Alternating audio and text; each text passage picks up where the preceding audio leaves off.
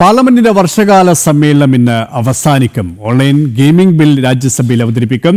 Bill ഇന്നലെ ലോക്സഭ പാസാക്കിയിരുന്നു. വർഷകാല സമ്മേളനത്തിൽ അതിരുവിട്ട പ്രതിഷേധത്തിനിടെ സഭാ നടപടികൾ തുടർച്ചയായി തടസ്സപ്പെടുത്തുന്ന നിലപാടാണ് പ്രതിപക്ഷം സ്വീകരിച്ചത്.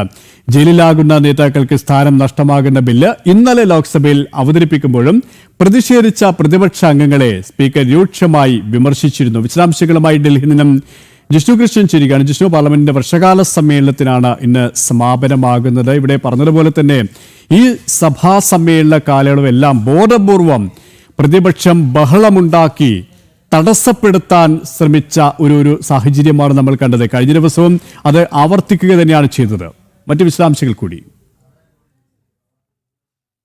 ഇന്നിപ്പോൾ അവസാനിക്കുകയാണ്. കെ പി ചൂണ്ടിക്കാട്ടിയതുപോലെ ഈ സമ്മേളന കാലയളവിന്റെ ഭൂരിപക്ഷം ദിനങ്ങളിലും സഭ തടസ്സപ്പെടുത്തിക്കൊണ്ടുള്ള പ്രതിഷേധമായിരുന്നു പ്രതിപക്ഷം നടത്തിയിട്ടുള്ളത്. വിവിധ വിഷയങ്ങൾ ഉന്നയിച്ചുകൊണ്ട് ആദ്യം ഓപ്പറേഷൻ സിന്ദൂറും, പിന്നീട് ബീഹാർ വോട്ടർ പട്ടികയിലെ തീവ്രപരിഷ്കരണം, ഇപ്പോൾ തെരഞ്ഞെടുപ്പ് കമ്മീഷനെതിരെയുള്ള ആരോപണങ്ങൾ തുടങ്ങി വിവിധ വിഷയങ്ങൾ ഉയർത്തിക്കൊണ്ട് സഭാ നടപടികൾ പൂർണ്ണമായും തടസ്സപ്പെടുത്തുന്ന നിലപാടാണ് പ്രതിപക്ഷം സ്വീകരിച്ചിട്ടുള്ളത്. മുൻപും പാർലമെന്റിനകത്തുള്ള പ്രതിഷേധങ്ങൾ നമ്മൾ കണ്ടിട്ടുള്ളതാണ്. പാർലമെന്റിലൂടെയുള്ള പ്രതിഷേധം രാജ്യത്തെ അറിയിക്കുന്നതും പതിവാണ്. പക്ഷേ കഴിഞ്ഞ കുറച്ചു കാലമായി കോൺഗ്രസ് ഉൾപ്പെടെയുള്ള പാർട്ടികൾ സഭാ നടപടികൾ തന്നെ നിർത്തിവെക്കുന്ന രീതിയിൽ, പൂർണ്ണമായും തടസ്സപ്പെടുത്തുന്ന രീതിയിലാണ് ഈ പ്രതിഷേധം നടത്തുന്നത്. അതിനെതിരെ രൂക്ഷമായ വിമർശനങ്ങൾ സ്പീക്കർ ഓം ബിർള ഉൾപ്പെടെയുള്ളവരുടെ ഭാഗത്തുനിന്നുണ്ടായിരുന്നു. കൂടാതെ ഇന്ന് സുപ്രധാനമായ ബില്ല് രാജ്യസഭയിൽ അവതരിപ്പിക്കുന്നുണ്ട്. ഓൺലൈൻ ഗെയിമിംഗുമായി ബന്ധപ്പെട്ട ബില്ല് കേന്ദ്ര ഇലക്ട്രോണിക്സ് ഐ ടി വകുപ്പ് മന്ത്രി അശ്വിനി വൈഷ്ണവ് ഇന്ന് രാജ്യസഭയിൽ അവതരിപ്പിക്കും. ഇന്നലെ ലോക്സഭയിൽ ബില്ല് അവതരിപ്പിച്ച് പാസാക്കിയിരുന്നു.